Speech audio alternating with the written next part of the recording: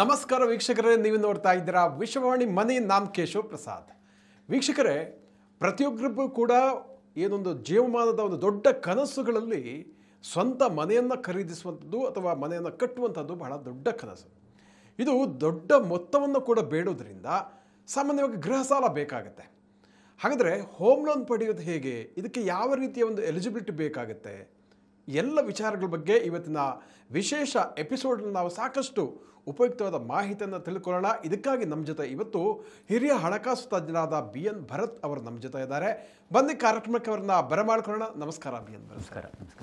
ಅಂದಹಾಗೆ ಬಹಳ ಜನರಿಗೆ ದೊಡ್ಡ ಕನಸು ಏನಂದರೆ ಜೀವಮಾನದಲ್ಲಿ ಒಂದಾದರೂ ಸ್ವಂತ ಮನೆಯನ್ನು ಕಟ್ಟಬೇಕು ಅನ್ನುವಂಥದ್ದು. ಬಹಳ ನಾನು ಹೇಳುವಂಥದ್ದು ಮಧ್ಯಮ ವರ್ಗದ ಕನಸು. ಹೌದು. ಸೊ ಅವರಿಗೆ ಹಾಗಿದ್ರೆ ಹೋಮ್ ಲೋನನ್ನು ಪಡೀಲಿಕ್ಕೆ ಏನೆಲ್ಲ ಎಲಿಜಿಬಿಲಿಟಿ ಬೇಕಾಗುತ್ತೆ? ಅದು ಸ್ವಂತ ಉದ್ಯೋಗ ಇರ್ಬೋದು ಅಥವಾ ಒಂದು ಸಂಬಳಕ್ಕೆ ಕೆಲಸ ಮಾಡ್ತಾ ಇರ್ಬೋದು. ಸೊ ಅವರಿಗೆ ಹೋಮ್ ಲೋನ್ಗೆ ಸಂಬಂಧಪಟ್ಟಂಥ ಎಲ್ಲ ಮಾಹಿತಿಗಳನ್ನು ಈ ಎಪಿಸೋಡ್ ನಾವು ತಿಳಿಸ್ಕೊಳ್ಳೋಣ ಅಂತ. ಖಂಡಿತ. ಏನು ಹೇಳ್ತೀರಾ ಅಂತ ಇದ್ರ ಬಗ್ಗೆ? ಈ ಮುಖ್ಯವಾಗಿ ನೀವು ಹೇಳಿದ ಹಾಗೆ ಪ್ರತಿಯೊಬ್ಬರಿಗೂ ತಮ್ಮ ಒಂದು ಕನಸಿರ್ತಾರೆ, ನನ್ನದೇ ಒಂದು ಸ್ವಂತ ಸೂರು ಇರಬೇಕು, ಸ್ವಂತ ಮನೆ ಇರಬೇಕು ಅಂತ. ಅದಕ್ಕೆ ಮುಖ್ಯವಾಗಿ ಬೇಕಾಗೋದು, ಈಗಾಗಲೇ ನಿಮ್ಮ ಹತ್ತಿರ ಒಂದು ಸೈಟ್ ಇದೆ ಅಥವಾ ಜಾಗ ಇದೆ, ಅಲ್ಲಿ ನೀವು ಮನೆ ಕಟ್ಟಿಸುವ ಯೋಚನೆ ಇದ್ದರೆ ಮನೆ ಕಟ್ಟಿಸ್ಬೋದು. ಅಥವಾ ಬೆಂಗಳೂರಿನಂಥ ಮಹಾನಗರಗಳಲ್ಲಿ ಇಲ್ಲ, ಸೈಟು ಖರೀದಿ ಮಾಡಿ ಮನೆ ಕಟ್ಟಿಸೋದು ಆಗೋದಿಲ್ಲ ಅಂತ ಆದರೆ ಸಾಕಷ್ಟು ಅಪಾರ್ಟ್ಮೆಂಟ್ಸ್ಗಳು ಕೂಡ ಇದೆ. ಅಪಾರ್ಟ್ಮೆಂಟ್ಸ್ಗಳನ್ನು ಕೂಡ ಖರೀದಿ ಮಾಡ್ಬೋದು.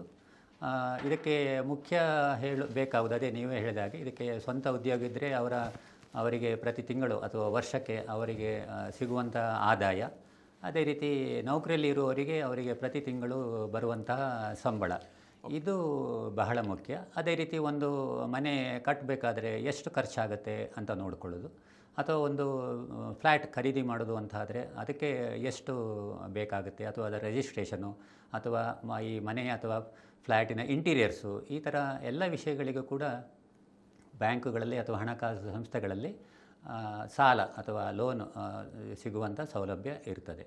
ಓಕೆ. ಹಾಗೆ ಎಷ್ಟು ಸಿಗುತ್ತೆ, ಸಾಲ ಎಷ್ಟು ಸಿಗುತ್ತೆ ಅಂತ ನೋಡೋದಾದರೆ ಮುಖ್ಯವಾಗಿ ಇದರಲ್ಲಿ ಅಪಾರ್ಟ್ಮೆಂಟ್ ಆದರೆ ಅಪಾರ್ಟ್ಮೆಂಟಿಗೆ ಎಷ್ಟು ಖರ್ಚಾಗುತ್ತೆ ಅಂತ ಇದನ್ನು ನೋಡೋದು. ಅಥವಾ ಮನೆ ಕಟ್ಟೋದಾದರೆ ಆಲ್ರೆಡಿ ಈಗಾಗಲೇ ನಮ್ಮ ಬಳಿ ಸೈಟ್ ಇದೆ. ಸೈಟ್ ಇದ್ದರೆ ಮನೆ ಕಟ್ಟೋದಕ್ಕೆ ಎಷ್ಟು ಖರ್ಚಾಗುತ್ತೆ, ಇದಕ್ಕೊಂದು ಎಂಜಿನಿಯರ್ ಇರ್ತಾರೆ. ಎಂಜಿನಿಯರ್ ಒಂದು ಸಾಧಾರಣ ಅದಕ್ಕೊಂದು ಇಷ್ಟೊಂದು ಎಸ್ಟಿಮೇಟ್ ಅಂತ ಕೊಡ್ತಾರೆ. ಇದನ್ನು ನೋಡಿಕೊಂಡು ಬ್ಯಾಂಕಿನಿಂದ ನಿರ್ಧಾರ ಮಾಡ್ತಾರೆ. ನಿರ್ಧಾರ ಮಾಡೋದು ಅಂದರೆ ಪ್ರತಿ ತಿಂಗಳು ಅವರ ಸಿಗುವ ಸಂಬಳದಲ್ಲಿ ಅಥವಾ ವರ್ಷದ ಆದಾಯದಲ್ಲಿ ಎಷ್ಟನ್ನು ಅವರಿಗೆ ಸಾಲಕ್ಕಂತ ಅವರಿಗೆ ತೀರಿಸಲಿಕ್ಕೆ ಆಗುತ್ತೆ, ಇದನ್ನು ನೋಡಿಕೊಂಡು ಸಾಲದ ಒಂದು ಮೊತ್ತವನ್ನು ನಿಗದಿಪಡಿಸಲಿಕ್ಕೆ ಸಾಧ್ಯ ಆಗುತ್ತದೆ. ಹಾಗೆ. ಓಕೆ. ಈಗ ಸಾಮಾನ್ಯವಾಗಿ ಈಗ ಹೋಮ್ ಲೋನ್ ಪಡೀಲಿಕ್ಕೆ ವಯಸ್ಸಿನ ವಯೋಮಿತಿ ಬಗ್ಗೆ ಏನಾದರೂ ಇದೆಯಾ?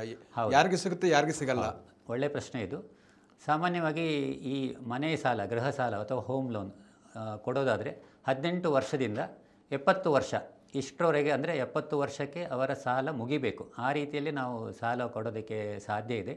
18 ವರ್ಷ ಅಂದರೆ ಎಷ್ಟೋ ಸಲ ಪ್ರಾಯಶಃ 18 ವರ್ಷಕ್ಕೆ ಯಾರು ಅವರ ದುಡಿಮೆ ಪ್ರಾರಂಭ ಆಗಿರುವುದಿಲ್ಲ. ಸಾಮಾನ್ಯವಾಗಿ 25 ವರ್ಷವೋ ಅಥವಾ 30 ವರ್ಷ ಅವರಿಗೆ ಸರಿಯಾದ ರೀತಿಯಲ್ಲಿ ಅವರಿಗೆ ಸಂಬಳ ಆದಾಯ ಬರ್ತಾ ಇದೆ ಅಂತ ಆದರೆ ಅಂಥವರು ಸಾಲವನ್ನು ಪಡ್ಕೊಳ್ಬೋದು. ಮುಖ್ಯವಾಗಿ ಅವರ ಆದಾಯ ಎಷ್ಟಿದೆ ಅಂತ ನೋಡೋದು. ಆಮೇಲೆ ಈ ಹೋಮ್ ಲೋನ್ ಅಂತ ಹೇಳೋದು ದೀರ್ಘಾವಧಿಯ ಸಾಲ. ದೀರ್ಘಾವಧಿ ಅಂತ ಹೇಳಿದರೆ ಗರಿಷ್ಠ ಅಂದರೆ ಮ್ಯಾಕ್ಸಿಮಮ್ 30 ವರ್ಷ ರೀಪೇಮೆಂಟ್ ಇದನ್ನು ಕೊಡ್ಬೋದು. 30 ವರ್ಷ ರೀಪೇಮೆಂಟ್ ಕೊಟ್ಟರೆ, ಉದಾಹರಣೆಗೆ 70 ವರ್ಷ ವ್ಯಕ್ತಿಗೆ ಆಗುವಾಗ ಅದನ್ನು ನಾವು ಸಾಲವೆಲ್ಲ ತೀರಿಸಿ ಮುಗಿಬೇಕು ಅಂತ ಹೇಳಿದಲ್ಲ. ಉದಾಹರಣೆ, ಯಾರಾದರೂ 40 ವರ್ಷದವರು ಬಂದಿದ್ದಾರೆ, ಅವರು 30 ವರ್ಷ ರೀಪೇಮೆಂಟನ್ನು ಆಪ್ಷನ್ ತಗೊಳ್ಬೋದು. ಅಥವಾ ಈಗ ಬಂದವರು 50 ವರ್ಷ ಆಗಿದೆ, ಅಂಥವರಿಗೆ 30 ವರ್ಷ ರೀಪೇಮೆಂಟ್ ಆಪ್ಷನ್ ಇರೋದಿಲ್ಲ. ಅಂಥವರು 20 ವರ್ಷದವರೆಗೆ ತಗೊಳ್ಬೋದು. ಹಾಗೆ ಅದನ್ನು ಹೇಗಾಗುತ್ತೆ ಅಂತೇಳಿದ್ರೆ, ನೀವು ಎಷ್ಟು ವರ್ಷ ನಿಮ್ಮ ವಯಸ್ಸಿದೆ ಅದನ್ನು ನೋಡಿಕೊಂಡು ಸಾಲದ ಗರಿಷ್ಠ ಅವಧಿಯನ್ನು ನಿಗದಿಪಡಿಸ್ಬೋದು. ಓಕೆ.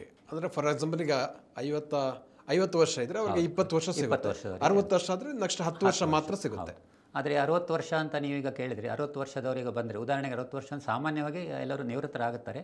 ಆ ಸಮಯದಲ್ಲಿ ಬಂದರೆ ಅವರಿಗೆ ತಿಂಗಳ ಕಟ್ಟುವಂಥ ಇ ಎಮ್ ಐ ಅಂದರೆ ಸಮಾನ ಮಾಸಿಕ ಕಂತು, ಅದು ಬಹಳ ಜಾಸ್ತಿ ಬರುತ್ತೆ.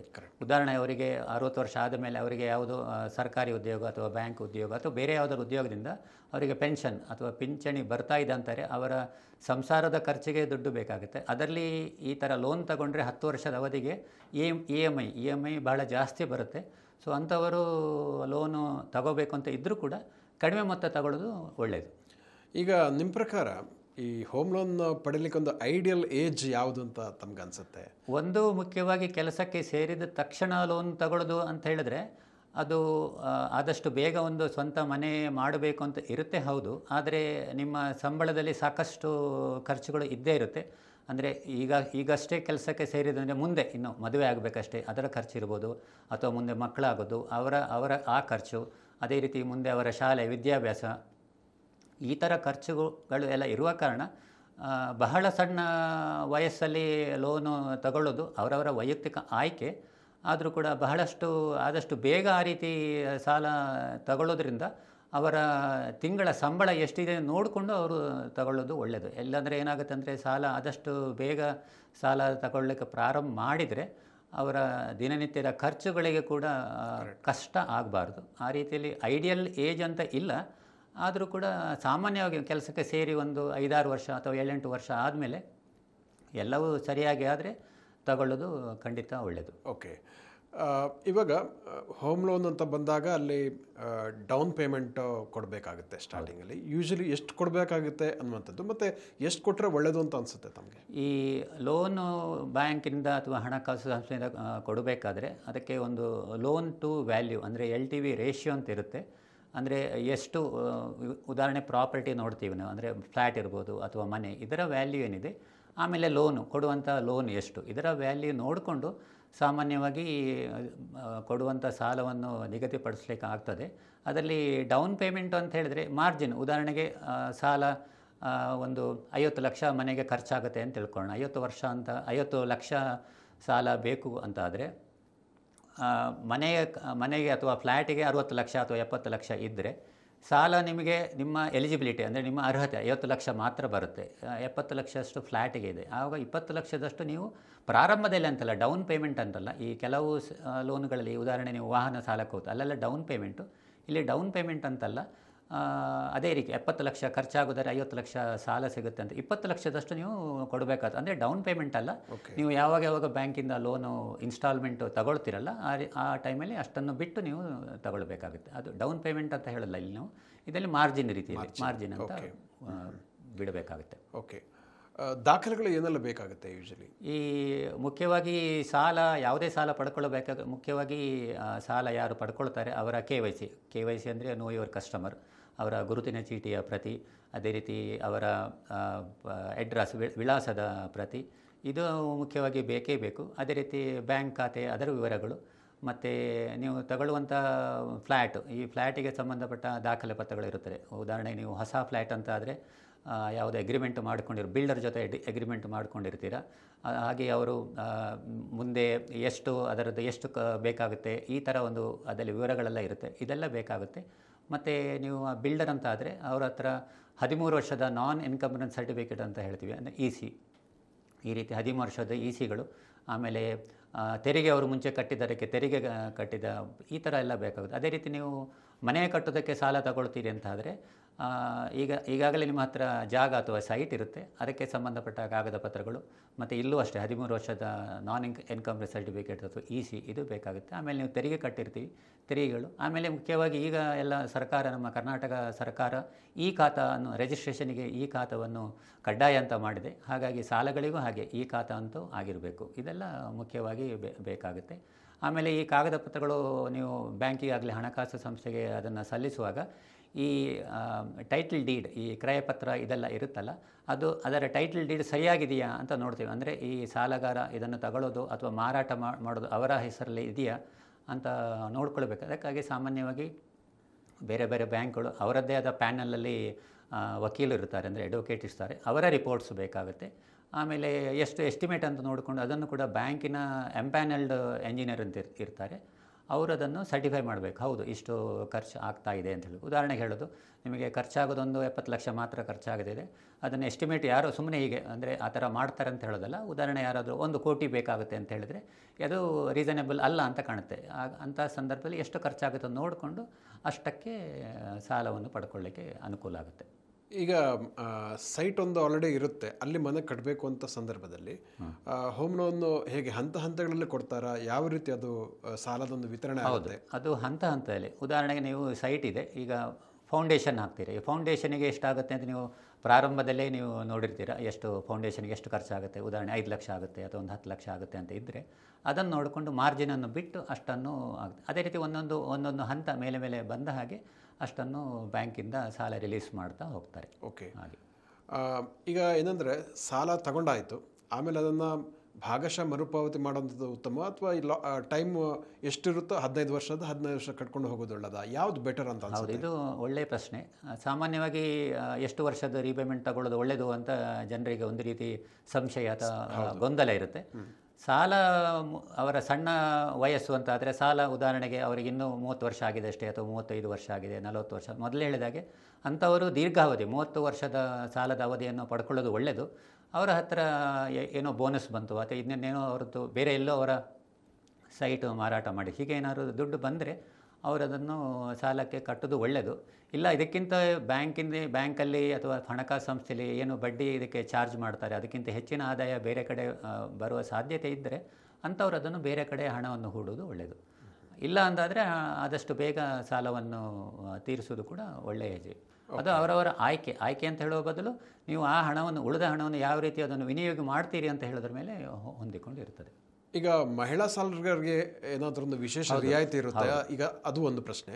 ಇನ್ನೊಂದು, ಈ ಥರ ಗಂಡ ಹೆಂಡತಿ ಇರ್ಬೋದು ಅಥವಾ ಮನೆ ಇನ್ನೊಬ್ಬ ಸದಸ್ಯರು ಜಂಟಿ ಖಾತೆಯಲ್ಲಿ ಮಾಡೋದು ಒಳ್ಳೆಯದಾ ಏನು? ಇದು ಕೂಡ ಹಾಗೆ. ಇದು ಕೆಲವೊಮ್ಮೆ ಅದೇ ನೀವು ಹೇಳಿದಾಗೆ ಈ ಮಹಿಳೆಯರ ಹೆಸರಲ್ಲಿ ಸಾಲ ತಗೊಂಡ್ರೆ ಹಲವು ಬ್ಯಾಂಕ್ಗಳು, ಹಲವು ಹಣಕಾಸಿನ ಸಂಸ್ಥೆಗಳು ಬಡ್ಡಿ ದರದಲ್ಲಿ ಸ್ವಲ್ಪ ರಿಯಾಯಿತಿಯನ್ನು ಕೊಡ್ತಾರೆ. ಉದಾಹರಣೆಗೆ 0.05 ಅಂತ ಇರ್ಬೋದು ಅಥವಾ 0.10 ಅಂತ ಇರ್ಬೋದು, ಈ ಥರ ರಿಯಾಯಿತಿಯನ್ನು ಕೊಡ್ತಾರೆ. ಆ ರೀತಿ ಇರುವಾಗ ಅವರು ಮಹಿಳೆಯ ಕೂಡ ಜಂಟಿ ಸಾಲಗಾರರಾಗಿ ಅದಕ್ಕೆ ಸೇರಬೇಕಾಗುತ್ತೆ.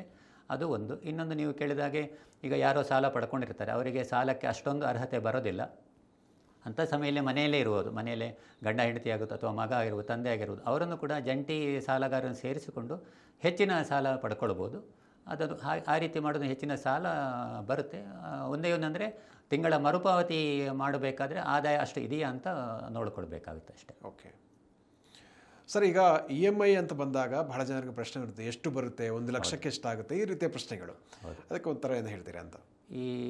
ಇದು EMI ಲೆಕ್ಕಾಚಾರ ಹೇಗೆ ಅಂತ ಹೇಳಿದ್ರೆ, ನಾನು ಒಂದು 8% ಬಡ್ಡಿ ದರ ಇದ್ದರೆ ಎಷ್ಟಾಗುತ್ತೆ ಅದನ್ನು ಹೇಳ್ತೀವಿ. 1 ಲಕ್ಷಕ್ಕೆ 8% ಬಡ್ಡಿ ದರ ಇದ್ದರೆ ನೀವು 20 ವರ್ಷಕ್ಕೆ ನೀವು ಅದನ್ನು ಆಪ್ಟ್ ಮಾಡಿದ್ರೆ, ಅಂದರೆ 20 ವರ್ಷದ ರೀಪೇಮೆಂಟ್ ಅಂತ ಆದರೆ ಅದಕ್ಕೆ 1 ಲಕ್ಷಕ್ಕೆ 840 ರೂಪಾಯಿ ಬರುತ್ತೆ. ಅದೇ ರೀತಿ 25 ವರ್ಷವು ನೀವು ಆಯ್ಕೆ ಮಾಡಿದರೆ ಆವಾಗ ಅದಕ್ಕೆ 777 ರೂಪಾಯಿ ಬರುತ್ತೆ. ಅದೇ ರೀತಿ 30 ವರ್ಷಕ್ಕೆ ನೀವು ಆಯ್ಕೆ ಮಾಡಿದರೆ ನಿಮಗೆ ಇರುವಂಥ ಇದು 737. ಅಂದರೆ ಇದನ್ನು ನೀವು ಗಮನಿಸಿರ್ಬೋದು, 20 ವರ್ಷಕ್ಕೆ ನೀವು ಆಯ್ಕೆ ಮಾಡಿದರೆ ನಿಮಗೆ ಬರುವಂಥ EMI ತಿಂಗಳಿಗೆ 1 ಲಕ್ಷಕ್ಕೆ 840, 30 ವರ್ಷಕ್ಕೆ ಆದರೆ 737. ಅಂದರೆ ಸರಿಸುಮಾರು 1 ಲಕ್ಷಕ್ಕೆ 100 ರೂಪಾಯಿಯಷ್ಟು ವ್ಯತ್ಯಾಸ ಬರುತ್ತೆ.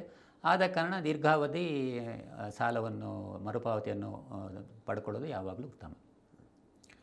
ನಮ್ಮ ವೀಕ್ಷಕರಿಗೆ ಇಷ್ಟು ಹೊತ್ತು ಹೋಮ್ ಲೋನ್ ಬಗ್ಗೆ, ಮುಖ್ಯವಾಗಿ ಅದಕ್ಕೆ ಎಲಿಜಿಬಿಲಿಟಿ ಏನಾಗುತ್ತೆ, ಯಾವ ರೀತಿಯನ್ನು ನಿರ್ವಹಣೆ ಮಾಡ್ಬೋದು, ಯಾವ ರೀತಿಯ ಲೋನ್ ಸಿಗುತ್ತೆ ಇತ್ಯಾದಿ ವಿಚಾರಗಳ ಬಗ್ಗೆ ಸಾಕಷ್ಟು ಉಪಯುಕ್ತ ಮಾಹಿತಿಯನ್ನು ಬಹಳ ವಿವರವಾಗಿ ತಿಳಿಸಿಕೊಟ್ಟಿದ್ದಕ್ಕಾಗಿ ಧನ್ಯವಾದಗಳು.